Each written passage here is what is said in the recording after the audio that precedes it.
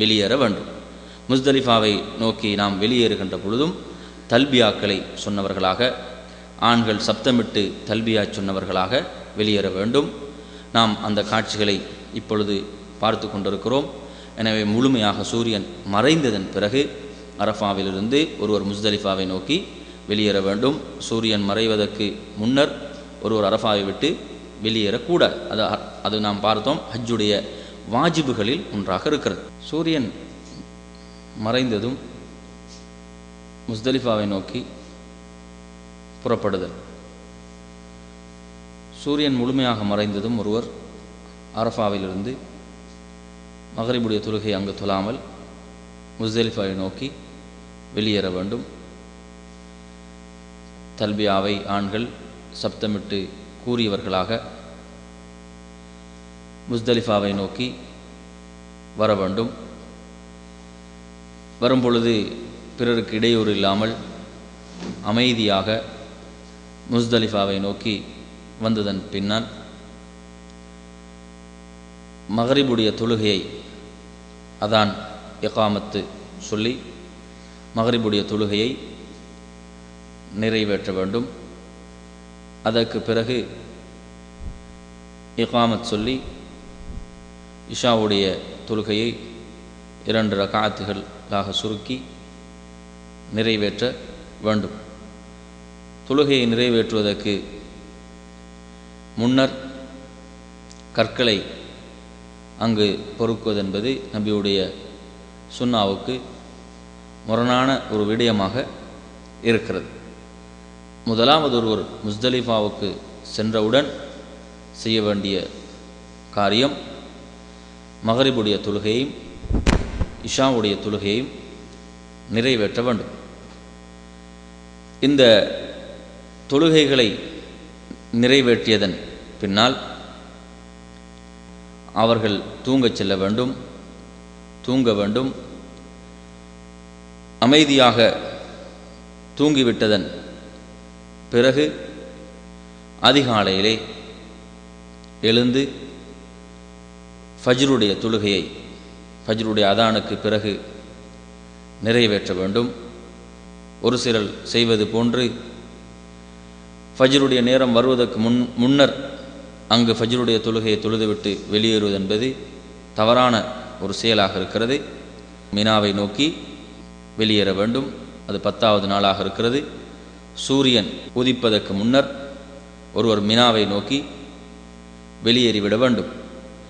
பெண்களை பொறுத்தவரையில் பலவீனர்கள், பெண்கள் இவர்களை பொறுத்தவரையில் இரவின் பிற்பகுதியிலே மினாவை நோக்கி வெளியேறுவதற்கு அனுமதிக்கப்பட்டிருக்கிறார்கள். அந்த வரக்கூடிய வழியிலே ஒருவருக்கு கற்களை பொறுக்கிக் கொள்ள முடியும்.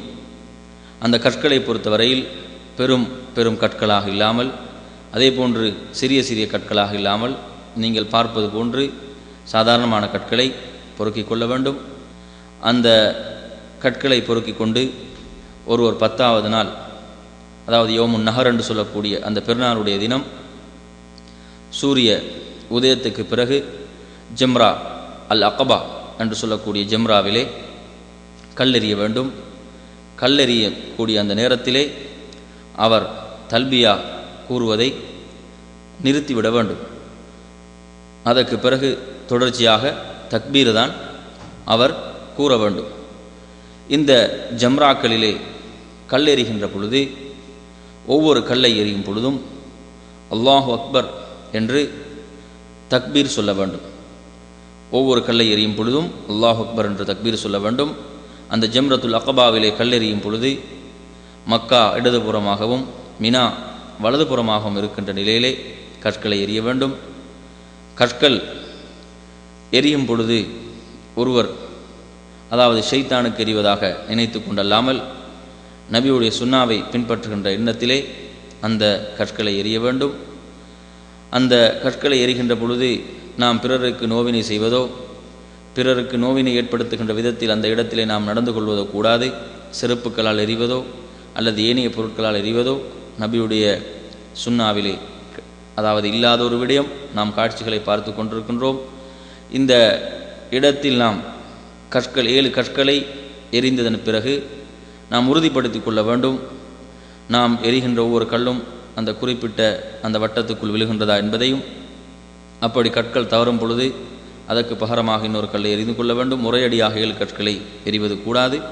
ஒவ்வொரு கல்லாகத்தான் அந்த இடத்திலே நாம் எறிய வேண்டும். அந்த கற்கள் எறிவதை அந்த நாம் எறிந்து விட்டதன் பிறகு அதை முடித்து கொண்டதன் பின்னர் நாம் அதற்கு பிறகு தல்பியாவை நிறுத்தியவர்களாக தக்பீர் கூறுவதைத்தான் ஆரம்பிக்க வேண்டும். அல்லாஹ் அக்பர் அல்லாஹ் அக்பர் அல்லாஹ் அக்பர் என்ற தக்பீர் கூறுவது. அதற்கு பிறகு நாம் அறுத்து பலியிடக்கூடிய, அது ஆடாக இருக்கலாம், ஒட்டகமாக இருக்கலாம், மாடாக இருக்கலாம், அந்த பிராணியை நாம் அறுத்து பலியிடுவது. அல்லாஹுக்காக தமத்துவ முறையிலே ஹஜ் செய்யக்கூடியவர்கள், கிரான் முறையிலே ஹஜ் செய்யக்கூடியவர்கள் பிராணியை அறுத்து பலியிட வேண்டும். இஃப்ராத் முறையிலே ஹஜ் செய்யக்கூடியவர்களுக்கு இது குர்பானி கிடையாது. இந்த குர்பானியை நாம் அந்த இடத்திலே அறுத்து பலியிட்டதன் பிறகு அதை விரும்பினால் ஒருவருக்கு தனக்கும் தேவையான அளவு புசிப்பதற்கு, உண்ணுவதற்கு எடுத்துக்கொள்ள முடியும். அதில் எந்த தவறும் கிடையாது. அந்த குர்பானியை பொறுத்தவரையில் இதனுடைய சிறப்பு சம்பந்தமாக நான் ஆரம்பத்தில் ஒரு ஹதீஸை குறிப்பிட்டிருந்தேன். அதற்கு அடுத்ததாக ஒருவர் என்ன செய்ய வேண்டும்? முடிகளை மலித்து கொள்ள வேண்டும் அல்லது கத்தரித்து கொள்ள வேண்டும். மலித்து கொள்வதுதான் சிறப்பானதாக இருக்கிறது. நபி அவர்கள் ஹதீஸ்களிலே பார்க்கிறோம், நபி அவர்கள் மலிப்பவர்களுக்கு தான் அதிகம் பிரார்த்தித்திருக்கிறார்கள், அவர்களுக்கு மன்னிப்பை தேடி துவா செய்திருக்கிறார்கள். மலித்து கொள்வது சிறப்பானது அல்லது முடிவை குறைத்து கொள்ள வேண்டும். இந்த காரியங்களுக்கு பிறகு ஒருவர் அந்த தஹல்லுல் அவ்வல் என்று சொல்லக்கூடிய முதலாவது இஹ்ராமிலிருந்து அவர் வெளிப்படுகிறார். முதலாவது இஹ்ராமிலிருந்து வெளிப்படுகிறார். மனைவியோடு இல்லறத்தில் ஈடுபடுவது தவிர மற்ற அனைத்தும் அவருக்கு அனுமதிக்கப்படுகிறது. தைத்த ஆடைகள் அணிவது, அதே போன்று மனம் பூசிக்கொள்வது, இவைகளெல்லாம் அனுமதிக்கப்படுகின்றன. அதற்கு பிறகு 10வது நாள் என்ன செய்ய வேண்டுமென்றால், ஹஜ்ஜுக்குரிய தவாஃபை செய்வதற்காக, தவாஃபுல் இஃபாதா செய்வதற்காக ஒருவர் மறுபடியும் காபாவை நோக்கி மினாவிலிருந்து வர வேண்டும். வந்ததன் பிறகு அவர் என்ன செய்வார் என்றால், அங்கே ஹஜ்ஜுக்குரிய தவாஃபை நிறைவேற்றுவார். நாம் ஆரம்பத்திலே அந்த தவாஃபுடைய முறையை நாம் உங்களுக்கு தெளிவுபடுத்தியிருந்தோம். அந்த தவாஃபை பொறுத்தவரையில் அதில் வலது பூஜ்யம் திறப்பது என்பதெல்லாம் கிடையாது. சாதாரண ஆடைகளில் ஒருவருக்கு அதை நிறைவேற்ற முடியும். அதே போன்று தமத்துவ முறையில் ஹஜ் செய்யக்கூடியவர்கள் சாயையும் செய்ய வேண்டும். கிரான் இஃப்ராத் முறையிலே ஹஜ் செய்யக்கூடியவர்கள் ஆரம்பத்திலே சாய் செய்திருந்தால் இங்கு அவர்கள் சை செய்ய வேண்டிய அவசியம் இல்லை. அப்படி அவர்கள் ஆரம்பத்திலே சாய் செய்யவில்லை என்று சொன்னால் தவாஃபுக்கு பிறகு சாய் செய்து கொள்ள வேண்டும். ஐயாமு தஷ்ரீக்குடைய நாட்கள் என்று சொல்லப்படக்கூடிய பிறை 11, 12, 13 ஆகிய நாட்களில் செய்ய வேண்டிய இபாதத்துக்கள், வணக்க வழிபாடுகள். மினாவிலே இந்த நாட்களில் ஒருவர் தங்கியிருக்க வேண்டும். மினாவிலே தங்கியிருக்கக்கூடிய இந்த நாட்களில் ஒவ்வொரு ஜம்ராக்களிலும் 7 கற்கள் வீதம் எரிய வேண்டும். இந்த ஜம்ராக்களிலே கற்களை எரிகின்ற பொழுது ஜம்ரத்துல் ஊலா, ஜம்ரத்துல் உஸ்தா, ஜம்ரத்துல் அகபா என்று சொல்லக்கூடிய இந்த 3 ஜம்ராக்களிலும் 7 கற்களை எரிகின்ற பொழுது தக்பீர் சொன்னவர்களாக ஒவ்வொரு கல்லை எறியும் பொழுதும் அந்த காட்சியை நீங்கள் பார்த்து கொண்டிருக்கின்றீர்கள். அல்லாஹ் அக்பர் என்று தக்பீர் சொல்ல வேண்டும்.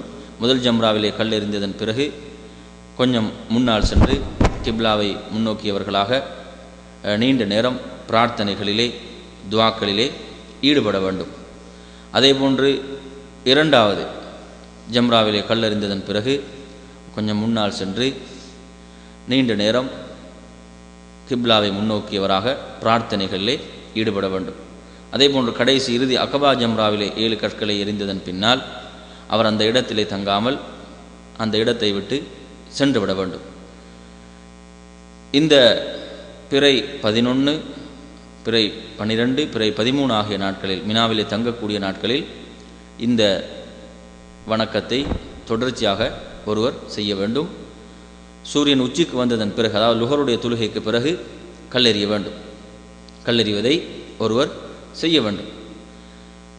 அதே போன்று நாம் கவனிக்க வேண்டிய விடயம் என்னவென்று சொன்னால், அவசரமாக மினாவை விட்டு வெளியேற விரும்பக்கூடிய சகோதரர்கள் பிறை 12இல் சூரியன் மறைவதற்கு முன்பு அவர்கள் வெளியேறுவதற்கு சலுகை அளிக்கப்பட்டிருக்கிறார்கள். பிறை 13 தங்கக்கூடியவர்கள் பிறை 13லும் கற்களை எறிந்துவிட்டு வெளியேற வேண்டும். ஹஜ்ஜுடைய இறுதி கிரியாக இருப்பது, அதாவது தவாஃபுல் விதா என்று சொல்லக்கூடிய பயண தவாஃபாக இருக்கிறது. இந்த தவாஃபை பொறுத்தவரையில் இது ஹஜ்ஜுடைய வாஜிபுகளில் ஒன்றாக இருக்கிறது. இதை நிறைவேற்ற வேண்டும். இதிலிருந்து மாதவிடாய் பெண்கள், கர்ப்பிணி பெண்களுக்கு, அதாவது கற்பிற்கு பிறகு வெளிப்படுகின்ற இந்த இரத்தங்கள் வெளிப்படுகின்ற பெண்களுக்கு இது சலுகை அளிக்கப்பட்டிருக்கிறது. அவர்கள் அதற்கு பரிகாரமாக தம்மு கொடுக்க வேண்டிய அவசியமில்லை. ஏனையவர்கள் தவாஃபுல் விதாவை நிறைவேற்ற வேண்டும். இதுதான் ஒருவருடைய ஹஜ்ஜுடைய வணக்கத்தின் இறுதி அம்சமாக இருக்கிறது. சிலர் செய்வது போன்று தவாஃபுல் விதாவை முடித்து கொண்டு வந்து மறுபடியும் பிறை 13இல் கல்லெறிவது என்பது நபியுடைய சுன்னாவுக்கு முரணான விடயமாக இருக்கிறது.